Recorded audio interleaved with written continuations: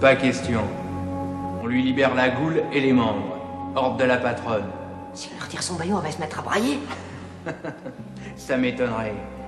Surtout quand j'aurais expliqué à cette dame que si elle se met à couiner aussi fort qu'une souris...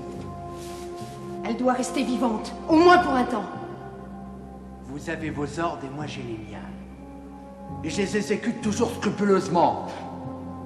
Alors sage, hein?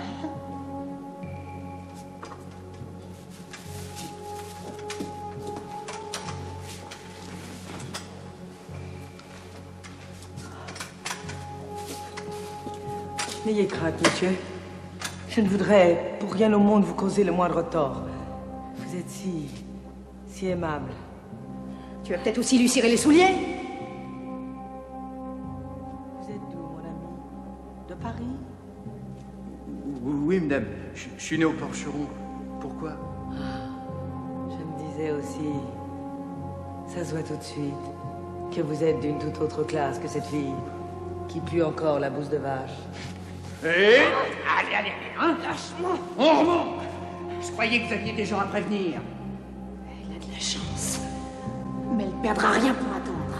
Allez, hein.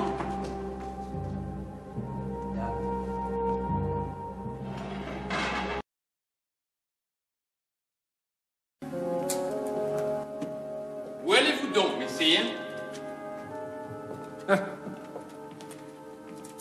J'allais voir si la comtesse et sa suivante n'avaient besoin de rien. Vous voulez dire que vous alliez leur apporter ce qui leur manque? J'ai vu au premier coup d'œil que vous étiez un sacré lapin. Capitaine, nous n'avons gardé ni les lapins ni les cochons ensemble. Et si vous vous permettez des réflexions malséantes sur l'honneur de ces dames, vous aurez affaire à moi. Pardonnez-moi. Je me le tiendrai pour dit. De toute façon, rassurez-vous, l'honneur de ces dames ne court aucun danger pour la bonne raison que leur porte est fermée à clé. Et que c'est moi qui la possède. Qu'est-ce que ça veut dire? Qu'elles ne sortiront pas de leur chambre et que personne n'y entrera tant que je ne le permettrai pas. Elles sont donc prisonnières. Si on veut. Monseigneur Gilles m'a fait dire de bien les garder jusqu'à son retour. Je les garde. Elles seront toutes belles et fraîches quand il arrivera. Par le bourdon du grand Saint-Jacques! Doucement, sire écuyer, doucement. Point de bruit, point d'esclandre. Vous allez gentiment rentrer dans votre chambre comme un bon garçon. Vous y boirez un grand pot de vin de Champigny et vous vous mettrez dans les draps.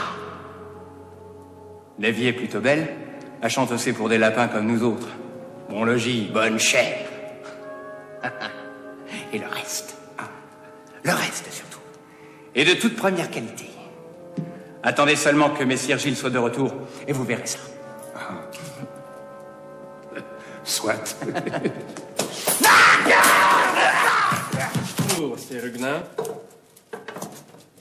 La journée s'annonce belle. J'espère que vous avez bon appétit. Asseyez-vous, je vous en prie.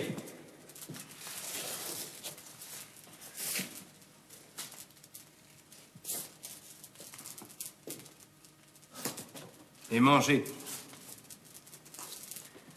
Tout cela vous plaît-il?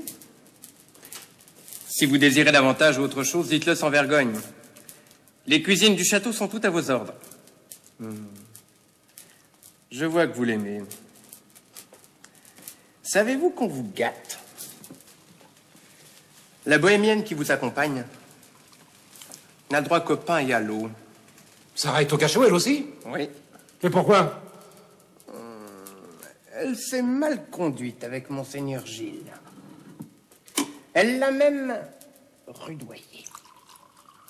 Et elle lui a fait des prédictions tout à fait déplacées. Et que va-t-il lui infliger comme châtiment?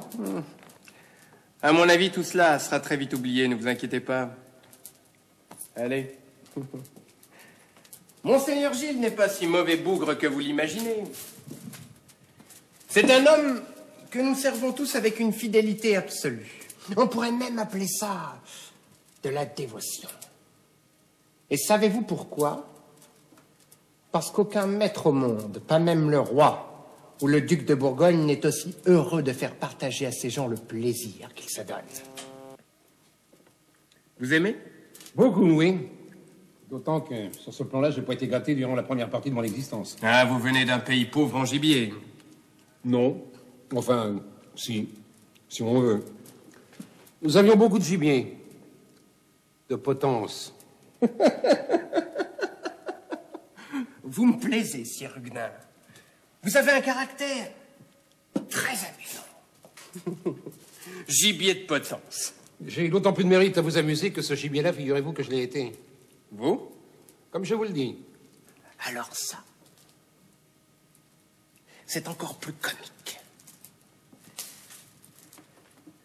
C'est même inouï.